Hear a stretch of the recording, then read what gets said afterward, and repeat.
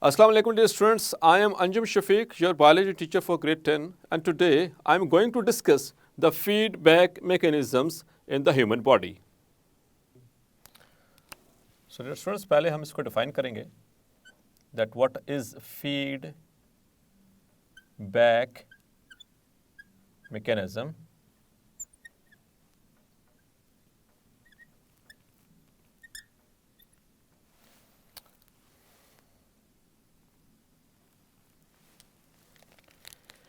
So basically it is the regulation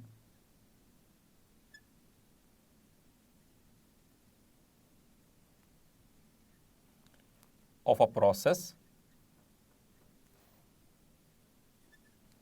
by the output of the same process.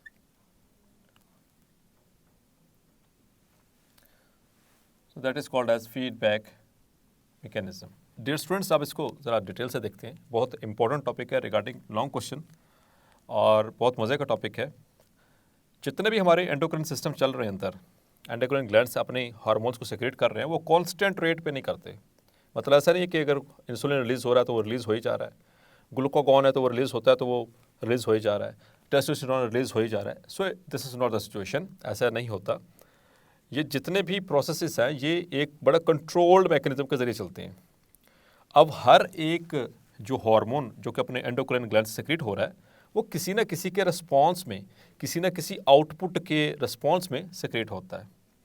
तो अब या तो उसको रोक दिया जाएगा, किसी भी जो प्रोसेस है उसको होने से रोक दिया जाएगा by the help of these enzymes, bye the help of these hormones, या फिर उसको एनहांस कर दिया जाएगा या एक्सेलरेट कर दिया जाएगा by the help of these hormones. So dear students, ये क्यों ज़रूरी है? सबसे पहले इसकी हम अहमियत के हवाले से बात करते हैं कि अगर कोई इंसुलिन, लेट्स सपोज कि इंसुलिन जो है वो मसल से रिलीज़ हो ही जा रहा है beta cells of the pancreas से, तो इसका इफेक्ट क्या होगा? आप सोचिए ज़रा. क्योंकि इंसुलिन का क्या काम था? It decreases the blood glucose level. और आपको याद है कि हमारा जो ब्लड ग्लूकोज लेवल है वो कितना है? What should be the normal range? It should be between 80 to 120 mg per 100 ml. इसी के लगभग, इसी के दरमियान जो है इसकी रेंज होनी चाहिए हमारे एक नॉर्मल की. लेकिन डियर स्टूडेंट्स, अगर इंसुलिन रिलीज़ होता रहा तो क्या होगा कि ये ब्लड ग्लूकोज लेवल 80 से भी नीचे चला जाएगा. 80 से नीचे चला गया तो ये बड़ी प्रॉब्लम है. इसी तरह से अगर ये 120 से ऊपर चला गया तो तब भी प्रॉब्लम है. वो क्या क्या प्रॉब्लम्स हो सकती थी हमने इससे पहले डिस्कस की कि इनकी अगर ग्लूकोज लेवल कम होगा तो उससे क्या इफेक्ट पड़ सकता है, या ग्लूकोज लेवल हाई होगा तो उससे क्या इफेक्ट पड़ सकता है. सो डियर स्टूडेंट्स, इसकी ज़रूरत इसलिए भी है क्योंकि जब एक नॉर्मल टारगेट को अचीव कर लिया गया है with the help of the hormone, तो अब उसको वापस नॉर्मलाइज भी करना है. मतलब कि उस हार्मोन को रिलीज़ होने से रोकना भी है. तो that very mechanism is called as the feedback mechanism. इसकी दो टाइप्स हैं. अभी चलते हैं इसकी डिटेल की तरफ, आपको मज़ीद उससे क्लैरिफाई हो जाएगा. So it has got two types. Number one is negative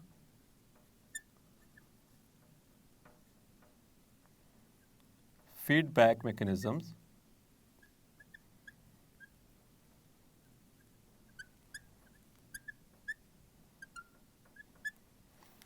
and number two is the positive feedback mechanism.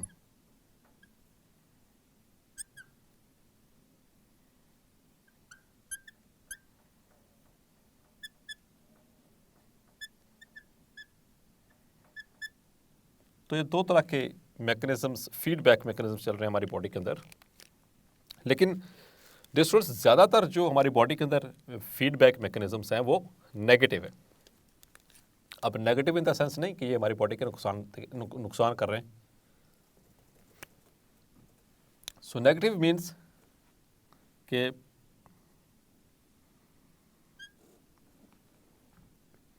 the output of a process decreases or inhibits the process. जबकि जो पॉजिटिव है, पॉजिटिव फीडबैक, इसमें the output of a process increases the rate of process. तो ये इनकी कुछ basic points के हवाले से इन दोनों में फ़र्क, बेसिक डिफरेंस नेगेटिव और पॉजिटिव है। अब आते हैं एक एग्जांपल के साथ समझाने की कोशिश करता हूँ इसको मैं। First of all negative feedback mechanism. So dear students, negative feedback क्या है? इसको हमारी बुक में वो पेनक्रियाज की एग्जांपल के साथ समझाने की कोशिश की गई है। Like that pancreas have two types of cells. It's islets of Langerhans. Islets of Langerhans. और डियर स्टूडेंट्स, आपको बताया था मैंने पहले कि लैंगरहैन ये basically it is upon the name of the scientist जिन्होंने इसको डिस्कवर किया था। So it consist of two major types of sales,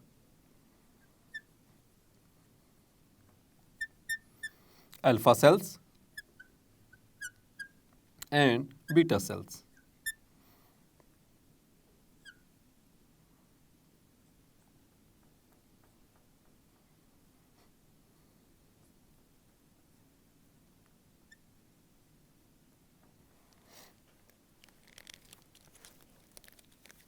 Alpha cell releases, yes my dear students, हम पढ़ चुके हैं, it releases glucagon, while the beta cell it releases insulin. So dear students, insulin जो है इसका क्या काम था? It decreases the blood glucose level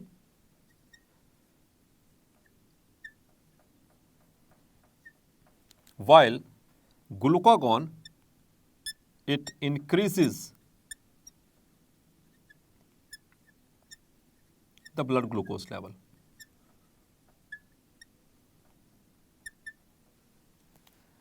So dear students, ये हम पहले बात इस हवाले से कर चुके हैं, लेकिन अब फीडबैक में किस तरह से इसको एम्प्लॉय करना है और किस तरह से नेगेटिव फीडबैक इसके जरिए एक्सप्लेन किया जाना है।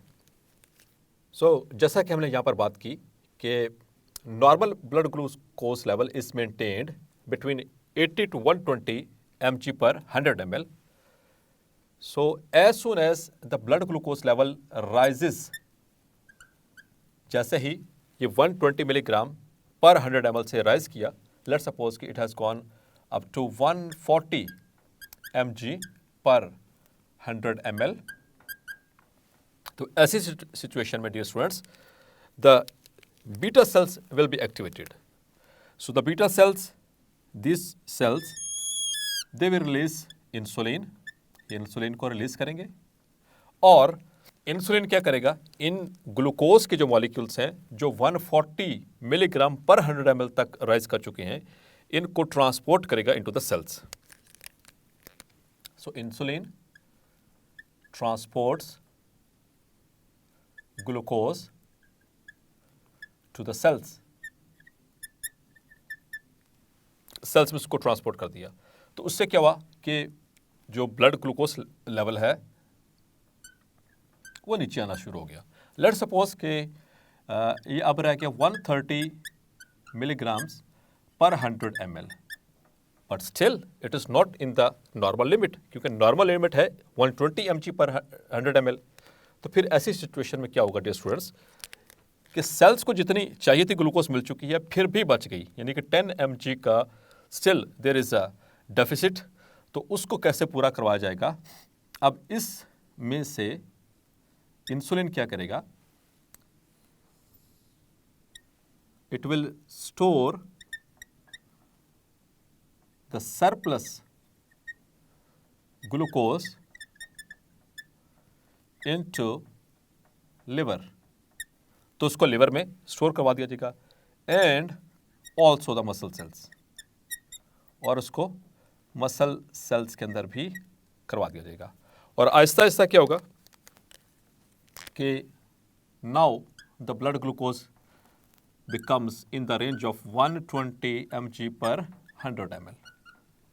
तो जैसे ही blood glucose, this is the glucose level,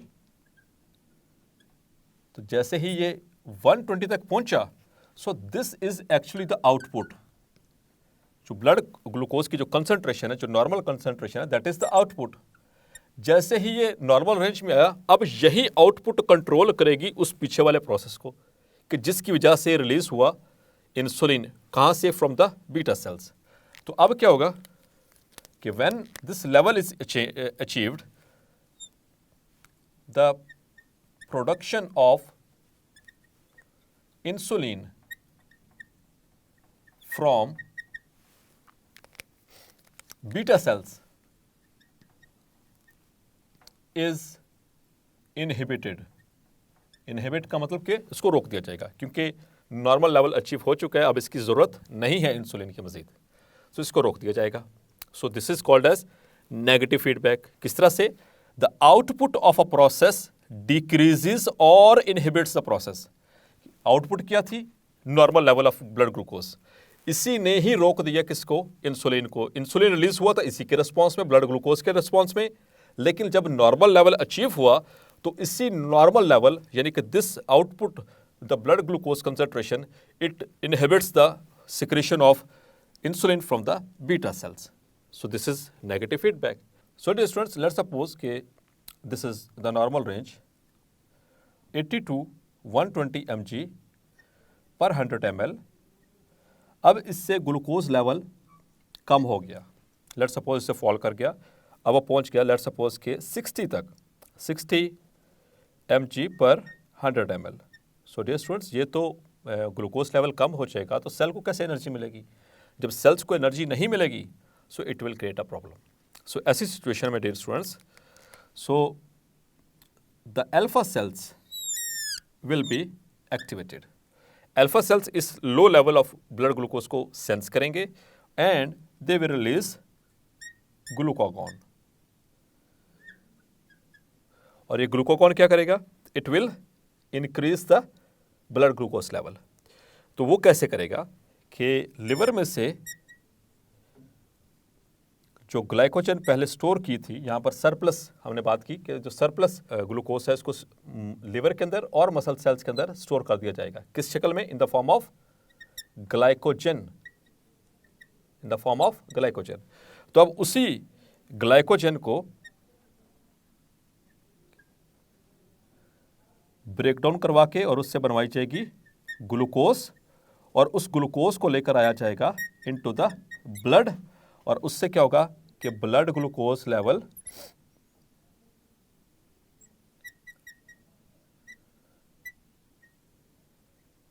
increase करना शुरू कर देगा। और ये इंक्रीज करते हुए ये पहुंच जाता है हमारी नॉर्मल लिमिट के अंदर, फ्रॉम 80 टू 120 mg पर 100 ml। सो जैसे ही ये इस रेंज में पहुंचा 80 टू 120 mg पर 100 ml के हिसाब से, तो अब दिस इज द आउटपुट। हमने पहले बात की कि जो नॉर्मल रेंज है वही आउटपुट है। सो ये जैसे ही ये 80 और 120 के इन बिटवीन पहुंचेगा, तो अब यही कंसंट्रेशन जो है ग्लूकोज की, ये रोकना शुरू कर देगी किसको? The glucagon. कहाँ से? From the alpha sales. तो अल्फा सेल्स को रोक दिया जाएगा कि मजीद ग्लूकागॉन भेजने की ज़रूरत नहीं है, क्योंकि नॉर्मल ग्लूकोज लेवल जो है वो अचीव हो चुका है, इस्टेब्लिश हो चुका है। अगर मजीद रिलीज होता गया तो इससे क्या होगा कि it will lead to hyperglycemia, और हाइपरग्लाइसीमिया जो है वो और मुश्किलात में डाल देगा बॉडी को। या फिर यहाँ पर जैसे इंसुलिन ज़्यादा रिलीज हुआ तो क्या हो जाएगा? It will lead to hypoglycaemia.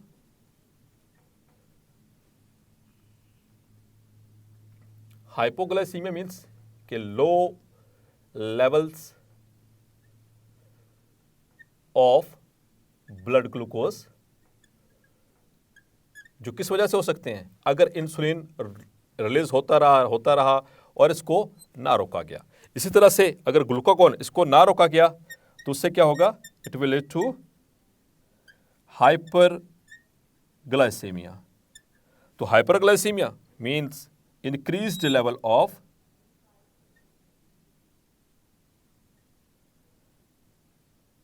Blood glucose. So dear students, देखा आपने कि किस तरह से जो नेगेटिव फीडबैक है वो हमारी बॉडी के होम्योस्टेटिक मैकेनिज्म को कंट्रोल कर रहा है। तो ये बहुत ज़रूरी है। इसको अगर वक्त पे ना रोका गया तो ये किसी और डिजीज़ कंडीशन की तरफ जा सकता है। इसी तरह से एक और एग्जांपल आपको देता चलता हूँ डियर स्टूडेंट्स इसके हवाले से कि रिगार्डिंग द नेगेटिव फीडबैक, कि नेगेटिव फीडबैक में हम एक और एग्जांपल भी कोट कर सकते हैं, like the example of calcium.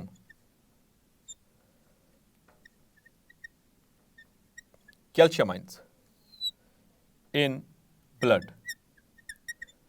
हमारे ब्लड के अंदर कैल्शियम आयंस का एक प्रॉपर लेवल है, एक नॉर्मल लेवल है, उसकी एक लिमिट है। तो लेट्स सपोज के कैल्शियम आयंस का लेवल ब्लड के अंदर लो हो जाता है। यस माय डियर स्टूडेंट्स, तो जब कैल्शियम का लेवल ब्लड के अंदर लो होगा तो कौन सा हार्मोन सिक्रेट होगा? Yes dear students, yes, it is the parathormone. It is the parathormone. तो पैराथॉर्मोन क्या करता है कि वो वक्ती तौर पर मैनेज करने के लिए कैल्शियम के लेवल को, क्योंकि कैल्शियम बहुत ज़रूरी है, उसके बगैर हमारी बॉडी सही तरह से काम नहीं कर सकती। हार्ट का जो मसल्स हैं वो कॉन्ट्रैक्ट कैसे करेंगे, हमारे स्मूथ मसल कैसे कॉन्ट्रैक्ट करेंगे, इसी तरह से जो हमारे स्केलेटल मसल है वो कैसे काम करेंगे, हमारा रेस्पिरेटरी सिस्टम कैसे काम करेगा। तो उस सिचुएशन से वो एक बहुत ही क्रिटिकल कंडीशन हो सकती है अगर ये मुसलसल नीचे रहा। तो उससे बचने के लिए जो पैराथॉर्मोन है ये हमारी जो बोन्स के अंदर जो स्टोर्ड कैल्शियम है उसको निकलवाएगा और उसको ब्लड में लेकर आएगा। So it will act upon the bones, और बोन से निकलवाएगा कैल्शियम, और कैल्शियम को लेकर आएगा to the blood, and it rises to the normal limit. और जैसे ही ये नॉर्मल लिमिट्स में आया तो अब पैराथॉर्मोन की जो सेक्रेशन है इसको स्टॉप कर दिया। As soon as the normal level is achieved, the parathormone secretion is over. इसी तरह से जब कैल्शियम का लेवल ब्लड के अंदर हाई होना शुरू हो गया किसी भी वजह से, ठीक है, तो ऐसी सिचुएशन में कौन सा हार्मोन रिलीज होता है dear students? Yes, that is calcitonin. तो कैल्सिटोनिन क्या करता था डियर स्टूडेंट्स? ये इसके लेवल को डिक्रीज करेगा। It decreases calcium ions in blood. तो ये कैसे करता था डियर स्टूडेंट्स? याद है आपको? तो ये इसके रिवर्स प्रोसेस में करता था कि कैल्शियम को ब्लड में से निकलवाकर और उसको डिपॉजिट करवाता है किसमें? बोन्स के अंदर। और इतना सिर्फ डिपॉजिट करवाएगा कि जो it achieves the normal limit. तो जैसे ही नॉर्मल लिमिट अचीव हो गई, अब डियर स्टूडेंट्स क्या होगा कि the formation and the synthesis of calcitonin is decreased और इनहिबिटेड। तो ये बहुत ज़रूरी है हमारी बॉडी के अंदर डियर स्टूडेंट्स कि इस तरह के बहुत सारे प्रोसेस चल रहे हैं। इसी तरह से थर्मो रेगुलेशन है, इसी तरह से जो है वो एक्सक्रीशन है, इसी तरह से ऑस्मो रेगुलेशन है। उसमें से कुछ ये एग्जांपल्स हमने कोट भी कर ली। तो होपफुली आपको ये समझ आ गया होगा कि नेगेटिव फीडबैक मैकेनिज्म किस तरह से बॉडी जो है वो कंट्रोल कर रही है। सो डियर स्टूडेंट्स, आपने देखा कि किस तरह से नेगेटिव फीडबैक मैकेनिज्म्स हमारी बॉडी को होम्योस्टेटिकली कंट्रोल करने में मददगार साबित होते हैं। सो होपफुली आज का लेक्चर आपको क्लैरिफाई हो गया होगा। मिलते हैं नेक्स्ट लेक्चर में और उसमें डिस्कस करेंगे हम पॉजिटिव फीडबैक मैकेनिज्म्स को। अंटिल देन अपना ख्याल रखिएगा। अल्लाह हाफिज़।